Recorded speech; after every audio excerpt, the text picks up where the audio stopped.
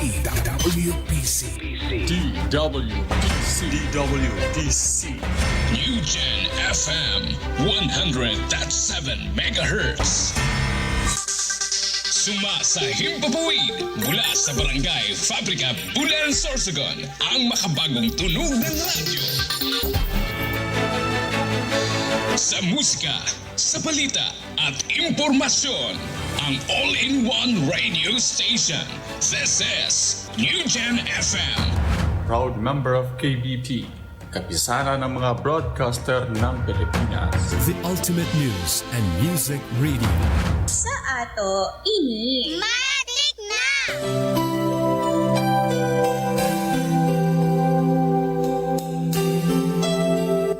Inihahandog ng United Pentecostal Church Bulan ang programang Si Jesus ang Buhay na Pag-asa. Pakinggan at subaybayan ang mga aral ng Diyos na magdadala sa atin sa katotohanan, espiritual na kalayaan, pag-asa at buhay na walang hanggan. Mapapakinggan tuwing araw ng Lunes hanggang Linggo sa ganap na alas 5 ng umaga dito lamang sa New Gen FM, hosted by Pastor Randy Rosari. Si Jesus ang Buhay na Pag-asa. Times of refreshing, here in your presence, your greater blessing than being with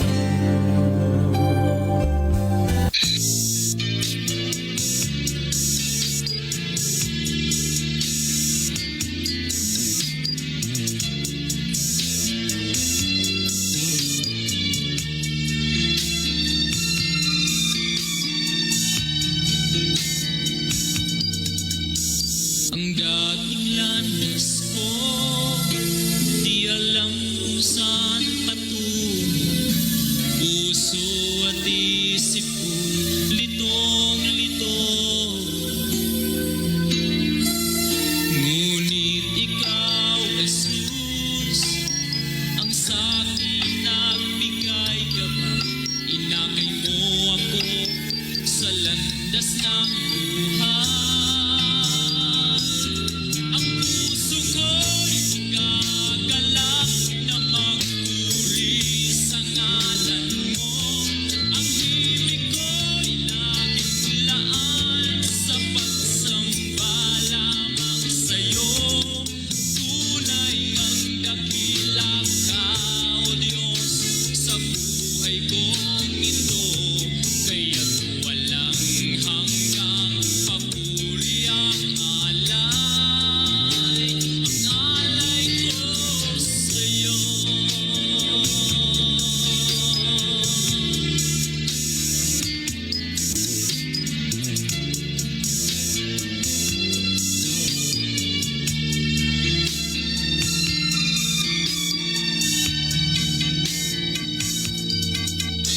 Ang buhay ko ngayon, payapa at mayroon. Purihin ang pangalan ng ating Panginoong Hesukristo, mga kapatid at mga kaibigan. Mapagpalang umaga po sa bawat isa atin sa pangalan ng ating Panginoong Hesukristo.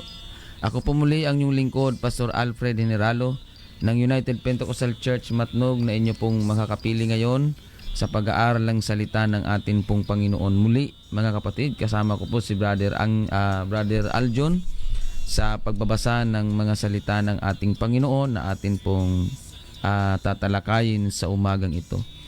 Ngayon po ay araw ng Linggo, mapagpalang umaga po sa bawat isa sa atin sa pangalan ng Panginoon. Sa lahat ng naaabot ng himpilang ito ng New Gen FM 100.7, saan man kayo dako na lugar naroon sa buong probinsya ng Sorsogon at Masbate, maging dyan po sa Ticao Island, dyan po sa Samar, sa Kapol, at maging dyan po mga kapatid sa mga coastal areas, coastal barangay na sakop ng Bulan, coastal barangay na sakop ng Matnog, coastal barangay na sakop ng Santa Magdalena, coastal barangay ng Magallanes. Magandang umaga po sa inyong lahat, mga kapatid at mga kaibigan. Nawa po ay nasa mabuting kalagayan po kayo ngayon sa pangalan ng atin pong Panginoon. Amen. Pagbati po sa atin pong Senior Pastor, Pastor Andero Sara and Pastora Maricar dyan po sa Iquirino. Magandang umaga po sa inyo. Pagpalain po kayo ng atin pong Panginoon. Maging sa mga kapatiran po natin dyan sa UPC Magsaysay, UPC Iquirino at ang UPC Santa Remedios. Magandang umaga po sa inyong lahat mga kapatid. Pagpalain po kayo ng ating Panginoong Jesucristo mga kapatid. Amen. Kung kayo po ay merong mga katanungan, pwede nyo po akong tawagan o di kaya i-text sa CP number 0967-364-7164 0967-364-7164. Yan po ang aking contact number mga kapatid. Amen. Praise God. At doon sa mga nagtatanong, mga kapatid, ay sa mga susunod po ay pag-aaralan po natin ng inyong mga katanungan at dito po natin tatalakayin. Amen. Praise God. At pagbati din po sa atin pong mga kapatiran dyan sa UPC Matnog. Amen. Dyan po sa Manurabi. Amen. Dyan po sa Hinablan Oriental, sa sentro ng Matnog, dyan po sa Sinibaran, sa Caloocan. Mga kapatiran po natin dyan sa Barangay Lahong, mga kapatiran natin dyan sa Gadgaron at maging dyan po sa Tabunan. Amen. At mga kapatiran natin dyan sa Kamachilis. Amen. Magandang umaga sa lahat ng atin pong mga kapatiran dyan sa Barangay Kalintaan. Amen. Pagpalain po kayo ng ating Panginoong Jesucristo. Praise God. Amen. At pagbati din po, amen, dyan po kina Pastor Roland. Amen. Kina Tita Noemi, dyan po sa Iquirino. Pagpalain po kayo ng atin pong Panginoon. Amen. Praise God.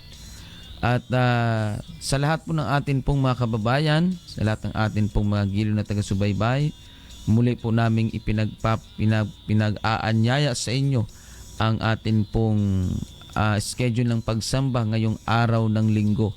Ngayong araw ng linggo mga kapatid, mamaya po alas 7 po ng umaga, ang atin pong schedule ng pagsamba dyan po sa UPC Santa Remedios Bulan mga kapatid. Amen. At patuloy po naming pinapaanyaya sa inyo na kung paano tayo nagsasama-sama sa pakikinig ng mga salita ng Diyos sa programang ito. Magsama-sama din po tayo in physically mga kapatid sa atin pong pagsamba sa atin pong Panginoong Jesucristo. Pagbati din po sa atin pong mga Facebook Live viewers. Amen. Pagpalain po kayo ng atin pong Panginoong Jesucristo mga kapatid. Amen. At Brother Dario Tobias, Sister Margie Iguitan Isiha, mapagpalang umaga po dyan sa Barangay Santa Remedios, maging sinananay Puring, Tatay Jose, amen, ang Soledad family, ang Goneo family, at ang Isiha family. Pagpalain po kayo ng atin pong Panginoon. Maging dyan po ang mga kapatiran natin dyan sa San Juan Daan. Amen. Ang Yocado family, magandang umaga po. Dyan po si kinananay Alice. Pagpalain po kayo ng ating Panginoon. At maging ang mga kapatiran po natin dyan sa Hamurawon. Amen. Dyan po sa Barangay Biton, magandang umaga po. Praise God. Ang Labini family, pagpalain po kayo ng Panginoon. Maging sina Brother Arnel dyan sa Barangay Biton, pagpalain po kayo ng Panginoon. And also sa atin pong mga kapatiran, amen, dyan po sa Barangay San Vicente, pagpalain po kayo ng Panginoon. At ang mga kapatiran po natin dyan sa Zone 2, good morning. And sa atin pong mga kapatiran dyan sa JP Laurel, sa Zone 7, magandang umaga. Maging dyan po sa Zone 5, sa Zone 3, amen, praise God. Pagpalain po kayo ng Panginoon. At sa lahat po ng mga elders and leaders ng UPC Bulan, magandang umaga po sa inyong lahat. Pagpalain po kayo ng ating Panginoong Jesucristo. Brother Bernardo Sidugen, magandang umaga po. Pagpalain kayo ng Panginoon. And Sister Cynthia Sisi, pagpalain po kayo ng ating Panginoong Jesucristo. Narito po ang akin pong kasama para sa inyo po ay bumati. Brother Aljon. Praise the Lord, isang mapagpalang umaga sa bawat isa sa atin sa pangalan ng Panginoon. Binabati natin ang lahat ng mga nakikinig sa kanilang mga radio. Saan man po kayo naroroon, ano man po ang inyong ginagawa, patuloy po natin na pakinggan ang mga salita ng Panginoon habang tayo mga kapatid ay makikinig sa programang Si Jesus ang Buhay na Pag-asa. At binabati rin natin ang ating mga kapatiran dyan sa Barangay Aguinaldo, ang Reyes family, Pilahio family, and Latorsa family. Patuloy po kayong diyang pagpalain ng ating pong Panginoon at sa lahat ng coastal na barangay, pagpalain po kayo dyan ng ating pong Panginoon. Maging dito sa Palipa, sina Brother Daryl Gutisa and Sister Let Gutisa, patuloy kayong pagpalain ng ating pong Panginoon. Amen. Salamat sa atin pong Panginoon mga kapatid sa inyo pong mga pagsubaybay sa lahat po. Lalo na po pagbati din po sa atin pong mga kapatiran o sa lahat ng atin pong mga nakikinig, sa lahat ng atin pong mga kababayan na ngayon po ay nakikinig ng programang ito, Si Jesus ang Buhay na Pag-asa. Maraming salamat po sa inyong paglalaan ng oras at panahon at sa pagbubukas ng inyo pong mga radio.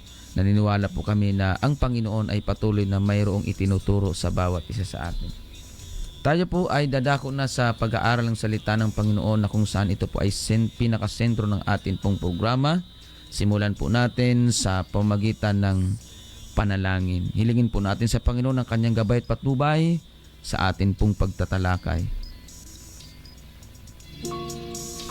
Dakila at makapangyarihang Diyos, aming Panginoong Hesukristo, maraming salamat po Panginoon sa napakagandang pagkakataon na minsan pa kami ay mag-aaral ng iyong banal na salita. Panginoon, pagkaluban mo po ang bawat isa ng teachable heart, humble spirit and spirit of obedience, Panginoon. Sa amin pong pakikinig, tulungan mo kami na amin pong maintindihan at aming maunawaan ang mga salita mong aming pakikinggan at pag-aaralan. Panginoon, abutin mo po ang puso at isipan, hipuin mo po o Diyos ng amin pong mga kababayan upang maramdaman nila ang iyong pag-ibig, ang iyong pagkalinga, pagmamahal at pagmamalasakit. Panginoong Jesus, ikaw ang nag-iisang Diyos na dapat sambahin, dapat papurihan at dapat paglingkuran. Maraming salamat Panginoon. Tinitiwala namin sa iyo o Diyos ang amin pong pag-aaral ngayon. Amen. We pray for your divine intervention. Hallelujah. Sa amin pong mga kababayan, sa amin pong mga radio listeners and Facebook live viewers. We pray, Lord, amen, the blessings of Deuteronomy 28 and the protection of Psalms 91 be upon us. In your name, Jesus Christ, we pray. Amen. Kung kayo po ay mayroong mga Biblia, pwede nyo po kaming sabayan sa pagbabasa ng salita ng Diyos na atin pong pag-aaralan ngayon mga kapatid sa tulong at biyaya ng atin pong Panginoon. Mark chapter 8, kung pwede nyo po kaming sabayan mga kapatid. Mark chapter 8 verse 34 up to the verse 35, pakinggan natin. At pinalapit niya sa kanya ang karamihan, pati ng kanyang mga alagad. At sa kanila'y sinabi, kung ang sino mang tao ay ibig sumunod sa akin, ay tumanggi sa kanyang sarili, at pasanin ang kanyang krus at sumunod sa akin. Sapagkat ang sino mang mag-ibig iligtas ang kanyang buhay ay mawawalan nito, at ang sino mang mawalan ng kanyang buhay dahil sa akin at sa ebanghelyo ay maililigtas yaon. Purihin ang pangalan ng ating pong Panginoon sa pagkabasa ng kanyang banal na salita. Amen. Atin pong pag-aralan, a life following Jesus. Ang buhay mga kapatid na sumusunod sa atin pong Panginoong Hesukristo mga kapatid. Noon pa man, nakikita na ng atin pong Panginoon na ang mga tao ay masyadong nakatingin o nakatuon ang kanilang mga pag-iisip sa mga bagay na material dito sa mundo, mga kapatid. Kaya nga, sabi ng Panginoon sa kanyang salita, mga kapatid, nung pinalapit niya yung karamihan, pati ng kanyang mga alagad, sabi ng Panginoon, ang sino mang tao, ibig sumunod sa akin, ang number 1 na requirements, tumanggi o tanggihan ang kanyang sarili. Mga kapatid, amen.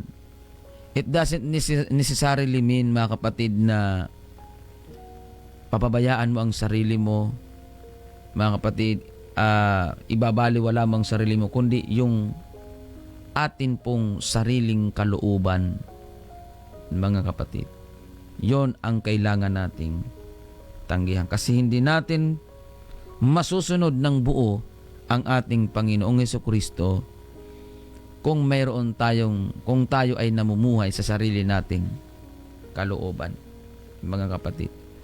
Ang tao noon, nakikita ng Panginoon kahit noon na ang mga tao ay nakatuon sa mga material na bagay lamang. Kamukha nung sabi ng Panginoon, kamukha nung nagpakain ng Panginoon ng 5,000. Nagpakain siya ng 4,000, 3,000 na mga tao. So, dumarami yung tagasunod ng Panginoong Hesus, hindi para makinig ng mga pananalita o mensahe ng atin pong Panginoon, mga pagtuturo ng Panginoon, kundi kaya sila sumusunod is because of material or pagkain, mga kapatid. Kaya sila sumusunod dahil may pagkain. Kaya noon pa man talaga, may mga tao na ganun. Kahit ngayon meron. Na kaya nagpapabalik-balik sa simbahan dahil yung simbahan na kanilang pinupuntahan ay mayroong ino-offer na material na bagay. Which is good naman. Kaya lang, kung ang pag-uusapan natin ay ang pagsunod at ang paglilingkod sa Panginoon, gusto ng Diyos may quality yung ating pagsunod. Hindi lang tayo sumusunod dahil sa may material na bagay, kundi tayo ay sumusunod dahil naiintindihan at nauunawaan natin kung bakit tayo sumusunod. Kasi ang unang requirements ng Panginoon, tumanggi sa sarili niya. Halimbawa, kapag tayo susunod sa Panginoon, mga kapatid, we must deny ourselves. Tanggihan natin ang ating sarili. Amen. Ngayon, hindi natin matatanggi, hindi natin magagawa yon kung hindi natin naiintindihan at nauunawaan kung bakit tayo sumusunod. Kaya nga ang Panginoon, bago kanya i-required na sumunod sa Kanya, ipapaunawa niya na muna sa iyo kung bakit kailangan mo sumunod sa Kanya. Mga kapatid. Amen. Kaya nga ang mga tao ito, kung ating mapapansin dito sa verse 35, ang sabi ng Panginoon, amen, ang sino mang mag-ibig iligtas ang kanyang buhay ay mawawalan nito, at ang sino mang mawalan ng kanyang buhay dahil sa akin at sa Ebanghelyo ay maililigtas niyaon, mga kapatid. Amen. Kaya nga, dito rin sinasabi ng Panginoon na kapag sumunod ka sa akin, hindi sayang yung mga pagpapagal mo. Hindi sayang yung ginagawa mo, mga kapatid. Nagbibigay ang Panginoon ng assurance. Una, mga kapatid, may yung requirements. Sa verse 35, binibigyan ka na ng Panginoon ng insurance. O assurance na hindi sayang yung iyong mga ginagawang pagsunod. At yung titingnan natin dito sa verse 36 to 37 ng Mark chapter 8, amen, praise God. Pakinggan po natin. Sapagkat ano ang mapapakinabang ng tao na makamtan ang buong sanlibutan at mapapahamak ang kanyang buhay? Sapagkat anong ibibigay ng tao na katumbas sa kanyang buhay? Amen. Ano ang mapapakinabang ng tao na makamtan ang buong sanlibutan pero mapapahamak naman ang kanyang buhay? Yung buhay po na tinutukoy dito ay yung atin pong kaluluwa, mga kapatid. Ano ang ibibigay ng tao na katumbas sa kanyang buhay? So dito natin makikita na ipinapaliwanag ng atin pong Panginoon sa kanyang mga alagad at doon sa mga tao na sumusunod sa kanya, ang sabi ng Panginoon, kasi gusto ng Panginoon, mga kapatid, na yung pagsunod natin o yung pagsunod nila sa Panginoon ay kailangan naiintindihan nila. At dapat hindi kumbaga mas matimbang yung kanilang pagmamahal sa Panginoon kaysa sa pagmamahal nila sa sarili nila. Although hindi naman masama na mahalin natin ang sarili na may utos ang Panginoon dyan eh. Ingatan mo ang templo ng Diyos, which is ang ating katawan. Ingatan natin ito. Pero mga kapatid, pagdating sa paglilingkod sa Diyos, kailangan maunawaan natin at maintindihan na mayroon pong sovereignty, mga kapatid, ang atin pong Panginoon sa atin po sa mga tao. Whether we like it or not, mas matimbang dapat ang Diyos kaysa sa buhay natin, kaysa sa sarili natin. Kaya nga ang sabi ng Panginoon, "Seek ye first the kingdom of God and His righteousness, and all these things shall be added unto you." Yung kingdom of God and His righteousness na kung saan ang sabi ng Panginoon ay unahin dapat natin, hindi yun material things, kundi yan po ay spiritual things, mga kapatid, sa buhay ng tao.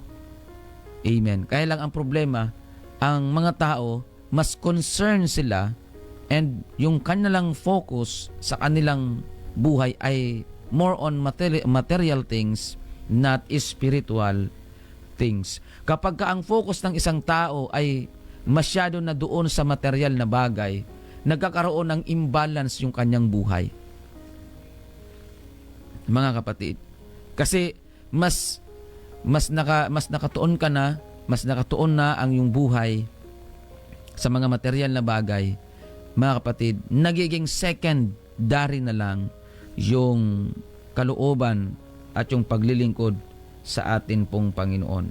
Kaya ang una nating gagawin ay yung unang requirement ng Panginoong Hesus noong pinalapit niya ang kanyang mga alagad at yung mga tao na yung karamihan na sumusunod sa Panginoon. Ang sabi ng Panginoon, mga kapatid, siguro, amen, ay habang ang Panginoon ay naglalakad, maraming sumusunod sa Kanya, tinanong ng Panginoon talaga yung mga tao at kinausap niya ng masinsinan. Pinalapit niya yung mga tao.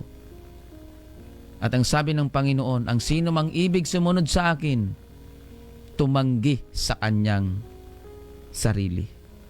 Kaya nga mga kapatid, may mga tao na mas mahal nila ang kanilang sarili, mas mahal nila ang kanilang mga bisyo, mas mahal nila ang kalayawan, mas mahal nila ang material na bagay. Hirap talaga sumunod. Kasi kapag sumunod ka talaga sa Panginoong Hesus, meron kang bibitawan, meron kang i-give up sa iyong buhay.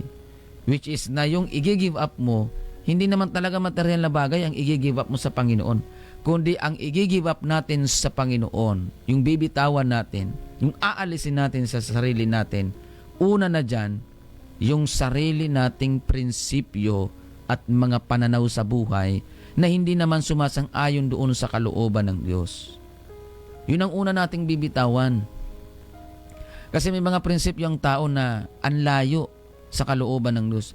May mga prinsipyo ang tao na lihis, mga kapatid, sa kalooban ng Diyos. At may mga prinsipyo at pananaw ang tao na hindi kalooban ng Diyos.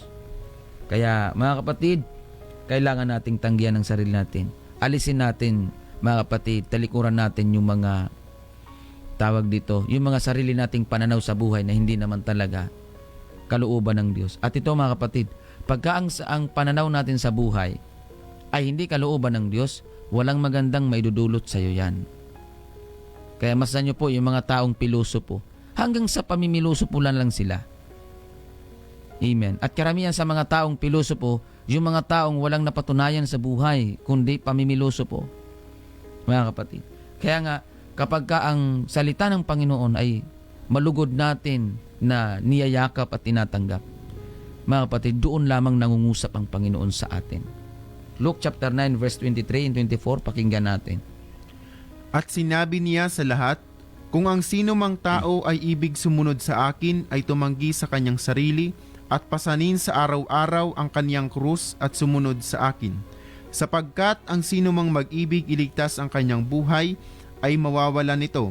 Datapwat sino mang mawalan ng kanyang buhay dahil sa akin ay maililigtas nito yaon. Amen. Praise God.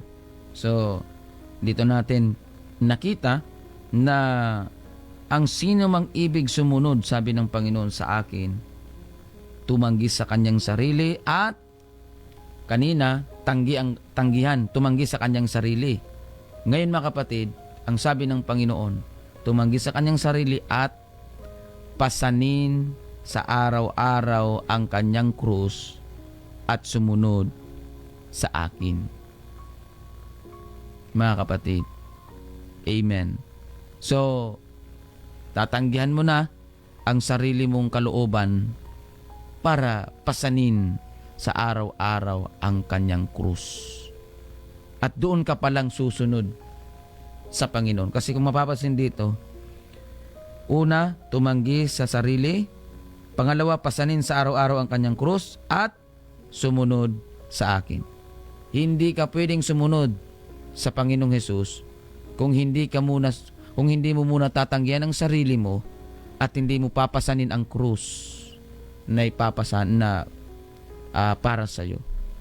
Yung krus na yan, mga kapatid, amen, praise God. Yan po yung mga salita ni Kristo, yung ebanghelyo ng ating Panginoong Jesucristo. Mga kapatid, amen. Yun yung tatanggapin natin, papasanin natin. Hindi mga kapatid yan papasanin literal na papasanin. Hindi ka mukha, mga kapatid, ng ginagawa tuwing mahal na araw na magpapasan ng krus, literal, at magpapapako sa krus. Papasanin ang krus, literal. Hindi po. Kasi kung mapapansin natin, yung sinabi ng Panginoon, pasanin sa araw-araw ang kanyang krus. Araw-araw po ang pagpapasan. Kaya kung iliteral natin ang talatang ito, dapat araw-araw kang may krus na pasan. Pupunta ka sa trabaho, may pasanin ka na krus.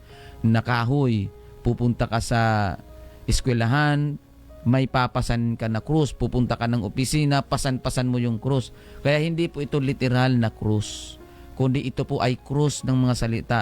Tumutukoy sa salita ni Kristo sa ebanghelyo ng ating Panginoong Jesucristo. At doon mo lamang papasanin. Ngayon, paano natin mapapasanin ang krus ng ebanghelyo ni Kristo, mga kapatid? Sa pamamagitan ng atin pong pagtanggap ng mga bagay na ito. Kasi hindi mo man mapapasan yan kung hindi mo yan tatanggapin. Ngayon, paano natin tatanggapin, mga kapatid, yung krus na atin pong papasanin sa pamamagitan ng ating pagsunod? Ano yung mga signs o mga palatandaan na pinapasan mo yung krus na yan? Walang iba kundi sa pamamagitan ng iyong pagsunod sa utos ng atin pong Panginoong Hesukristo. Ngayon, papaano natin masusunod, mga kapatid? Amen. Sa pamamagitan din ng ating pagtanggi sa ating mga sarili. Kasi hindi natin masusunod yung utos ni Kristo kung meron tayong sinusunod sa sarili nating kalooban. Kaya ang kailangan nating gawin una sa lahat, bago natin sundin at tanggapin ang mga salita ni Kristo, walang iba kundi kailangan muna nating tanggihan yung ating mga sariling kalooban, yung ating mga sariling prinsipyo at pananaw sa buhay na hindi naman talaga kalooban ni Kristo. At doon pa lamang tayo makakapagsunod sa ating Panginoong Jesus. Doon ka palang makikita ng Panginoon na sumusunod sa Kanya. Mga kapatid, kaya ang pagsunod sa utos ni Kristo, hindi lamang sa pamamagitan ng pag-alaala kay Kristo. Kasi may mga tao na, Pastor, okay lang akong ganito. Ang mahalaga, hindi ko naman nakakalimutan ang Diyos. Ang mahalaga, naaalala ko naman lagi ang Diyos.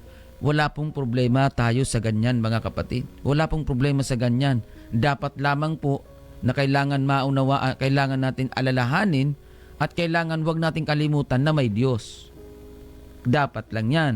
Pero pagdating mga kapatid sa paglilingkod sa Diyos, hindi lang natin yung pwede ipadaan sa Panginoon. Lagi kita naaalala, Panginoon, kaya okay lang ito sa akin. Sariling pamamaraan po yun ng mga tao pagdating sa paglilingkod. Ngayon, sa pagdating sa paglilingkod sa Panginoong Hesus, mayroong instruction ang Panginoon kung paano natin siya paglilingkuran. Una, tumanggi sa sarili. Yung mga sarili nating kalooban, tanggihan natin, mga kapatid. Praise God. Amen. In Luke chapter 21 verse 17 to 19, pakinggan po natin. At kayo'y kapupuutan ng lahat ng mga tao dahil sa aking pangalan, at hindi mawawala kahit isang buhok ng inyong ulo. Sa inyong pagtitiis ay maipagwawagi ninyo ang inyong mga kaluluwa. Amen. Praise God. Purihin ang pangalan ng atin pong Panginoon. Sa pagsunod natin sa pangalan, sa mga utos ng atin pong Panginoong Hesus, mga kapatid, meron po talagang pag-uusig. Sabi ng Panginoon, kayo'y kapuputan ng lahat ng mga tao dahil sa aking pangalan. And that's the reason why sa lahat ng atin pong mga bagong kapatid sa pananampalataya, yung mga newly baptized, yung mga bagong kapatiran na desisyon na sumunod sa atin pong Panginoon, huwag po kayong magtaka kung mayroon pong umuusig sa inyo sa inyong paglilingkod. Kasi mga kapatid, alam na sinabi na po ng atin pong Panginoong Hesus yan, kayo'y kapuputan ng lahat dahil sa aking pangalan, mga kapatid. Amen. At ang sabi dito, at hindi mawawala kahit isang buhok ng inyong ulo sa inyong pagtitiis, ay may pagwawagi ninyo ang inyong mga kaluluwa. Kaya hindi po talaga totoo na once you are saved, always saved. Kasi bago ka magtagumpay, kailangan mong magtiis muna, mga kapatid. Ang kagandahan naman, sa ating pagtitiis, nariyan ang Diyos para tayo ay samahan. Nariyan ang Panginoong Hesus para tayo ay gabayan. Nariyan ang Panginoong Hesus para magbigay sa atin ng kaaliwan. Nariyan ang Panginoong Hesus para magbigay sa atin ng pag-asa, kagalakan at kasiyahan sa atin pong buhay. Ganito kasi yan, mga kapatid, kung atin pong pakikinggan ng mabuti. Ang sabi ng Panginoon, ang sino mang ibig sumunod sa akin, una, tumanggi sa kanyang sarili.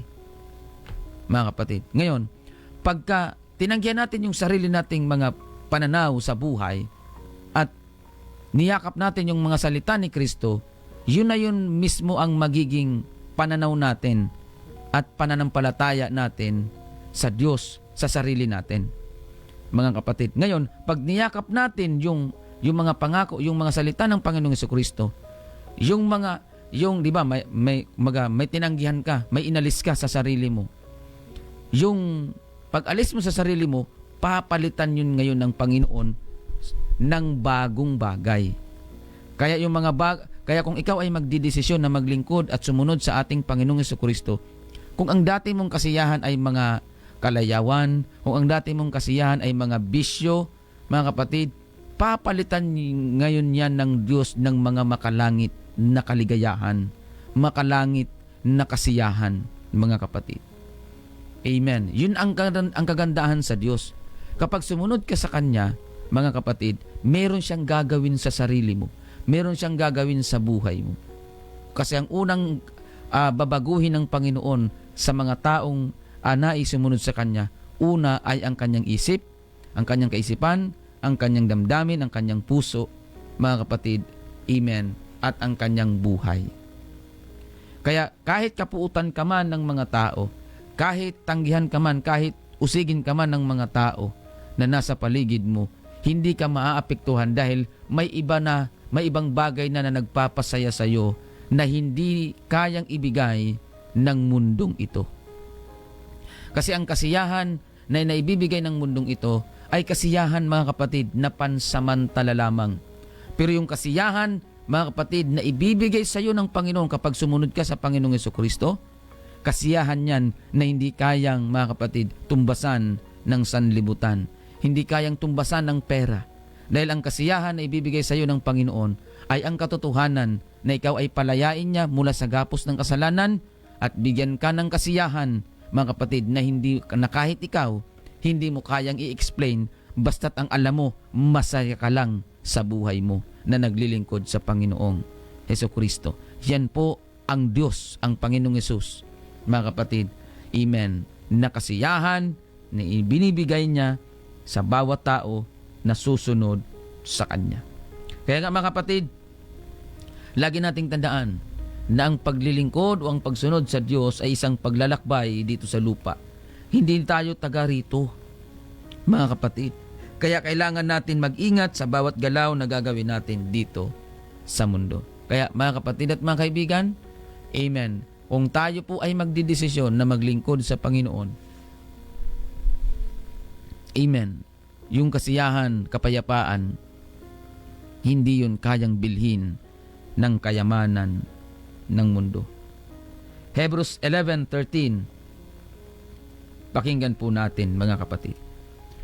Ayon sa pananampalataya ay nangamatay ang lahat ng mga ito, na hindi kinamtan ang mga pangako, ngunit kanilang nangakita na natanaw mula sa malayo, at kanilang ipinahayag na sila'y pawang taga-ibang bayan at manglalakbay sa ibabaw ng lupa. Ito po mga kapatid ang mararamdaman natin kapag tayo ay nagdesisyon na sumunod sa ating Panginoong Hesukristo. Mga kapatid, tinanggap natin ang Kanyang salita, niyakap natin, sinusunod natin. Mga kapatid, yan po mga kapatid yung palatandaan na talagang sumusunod ka sa atin pong Panginoon. And kapag nangyari yon, maraming mapupuot sa iyo, maraming uusig sa iyo, at mararamdaman natin na taga-ibang lupa o taga-ibang kumbaga hindi tayo taga rito. Kasi yung mga dati mong kasama, yung mga dati mong barkada, out of place ka na sa kanila. Yung mga dating kasama mo sa mga bisyo at kalayawan, mga kapatid, sa paggawa ng mga makamundong bagay, hindi na yan makikisama sa iyo. Kaya ang mararamdaman mo ay parang taga-ibang lugar ka o out of place ka. Which is totoo naman. Kasi ang mga mananampalataya ay isang manlalakbay lamang po dito sa lupa. Mga kapatid. Amen. Kaya nga, sa ating pong pagsunod sa kalooban ng ating pong Panginoon, huwag nating kakalimutan, kasama mo ang Diyos kahit saan at kahit kailan. Anuman ang iyong maging kalagayan, anuman ang iyong maging sitwasyon, anuman ang iyong pagdaanan, kasama mo ang Diyos kahit saan, kahit kailan. Hindi niya tayo iiwan at pababayaan. Mateo 28:20, pakinggan natin. Naituro ninyo sa kanila na kanilang ganapin ang lahat ng mga bagay na iniutos ko sa inyo. At narito, ako'y sumasa inyong palagi hanggang sa katapusan ng sanlibutan. Ang sabi ng Panginoon, I will be with you even unto the end of the world. Lagi niya tayong sasamahan. Kaya sa mga kapatid sa pananampalataya, sa mga kapatiran, anuman ang inyong mga nagiging sitwasyon at anuman po ang inyong mga nagiging kalagayan, marahil may mga panahon na napapagod tayo, marahil may mga panahon na nanghihina tayo, marahil may mga panahon na pinag-uusig, may mga panahon na kinukutya, may mga panahon ng kagipitan, karamdaman, problema, frustration, kabiguan, tayong nararanasan. Anuman po ang ating mga nararamdaman, anuman po o anumang bigat ang ating mga pasanin na pinapasan, lagi nating tandaan, God is always with you. God is always with us. Mga kapatid, hindi niya tayo iiwan. Kasama natin lagi ang Panginoong Hesukristo. Mga kapatid, sa panahon na nanghihina ka, nariyan ang Panginoon para palakasin ka. Huwag ka lang lalayo. Sa panahon na nabibigo ka, sa panahon na may problema ka, sa panahon na pinanghihinaan ka, mga kapatid, nariyan ang Diyos para alalayan ka, alalayan tayo, at palakasin tayo. Sa panahon na nakakaranas ka ng kalungkutan, nariyan ang Panginoong Yesus para tayo ay bigyan ng kasiyahan. Huwag ka lang lalayo. Manatili ka lang. Mga kapatid, stand still. Amen. And let God move, mga kapatid, sa buhay natin. Last verse na atin pong ipaglilingkod, mga kapatid. John 14, chapter 17 to 18. Pakinggan natin. Sa makatwid bagay ang espiritu ng katotohanan na hindi matatanggap ng sanlibutan, sapagkat hindi nito siya nakikita, ni nakikilala man siya. Siya'y nakikilala ninyo, sapagkat siya'y tumatahan sa inyo at sa inyo. Hindi ko kayo iiwang mag-isa, ako'y paririto sa inyo. Yun ang kagandahan, mga kapatid. Sabi ng Panginoon, hindi ko kayo iiwang mag-isa. Kaya ito yung panghawakan natin, mga kapatid. Sa pagsunod natin sa kalooban ng Panginoon, marahil hindi man maging komportable ang buhay natin sa mundong ito na ating ginagalawan, pero lagi nating tandaan, nandyan ang atin pong Panginoong Jesucristo, hindi niya tayo iiwang mag-isa. Ang Panginoong Yesus kasi, mga kapatid, hindi siya nangako ng komportableng buhay habang ikaw ay maglilingkod dito sa mundo. Naglilingkod tayo sa Kanya dito sa mundo. Hindi siya nangako ng magandang buhay, ng komportableng buhay, mga kapatid. Sorry, yung komportableng buhay. Kasi dahil nandito tayo sa mundo, ang mundo kasi corrupted ito. At saka ang mundo ay pasama ng pasama. At dahil pasama ng pasama ang mundo, natural, dahil nandito tayo, affected tayo.